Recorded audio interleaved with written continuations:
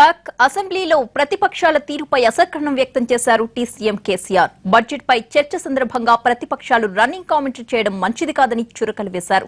మంత్రి ప్రసంగం తర్వాత ప్రతిపక్షాలు ప్రశ్నలు వేయవచ్చని సూచించారు కేసీఆర్. రైట్ రన్నింగ్ కామెంటరీ లాగా ఉంటుందా అధ్యక్ష? ఆ మంత్రి గారు 10 నిమిషాలు చెప్పినా కూడా 15 నిమిషాలు చెప్పినా కూడా దాని విషయం వస్తుందని మాట్లాడితే అర్థం ఉంటుంది. కానీ ఎవ్రీ సెంటెన్స్ ఓ గోలగోల చేద్దామనే అభిప్రాయం అంటే దాని సంగతి వేరు. ఎవరిని ఓడించారు ఎవరిని గెలిపించారు కాదు ఇక్కడ ఇష్యూ. డెఫినెట్గా ఎన్నికలలో పోటీ చేస్తే మాకు అవకాశం ఇచ్చిన ప్రజలు. కంపారిజన్ చెప్పాల్సి వస్తుంది కదనండి. మీరు చేసినప్పుడు ఈ విధంగా చేసారు, మా దీని రేట్లు పెరిగింది 4,000 కోట్ల నుంచి 11,000 కోట్లకు పోతే ఆ కంపారిజన్ చెప్పొద్దా? సభ ముందు ఉంచొద్దా? సభ ద్వారా ప్రజలకు తెలియద్దా?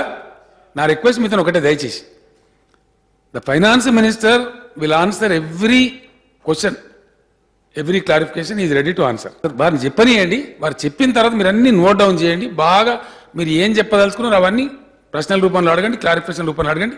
ఈ విల్ యాంప్లీ ఆన్సర్ యూ.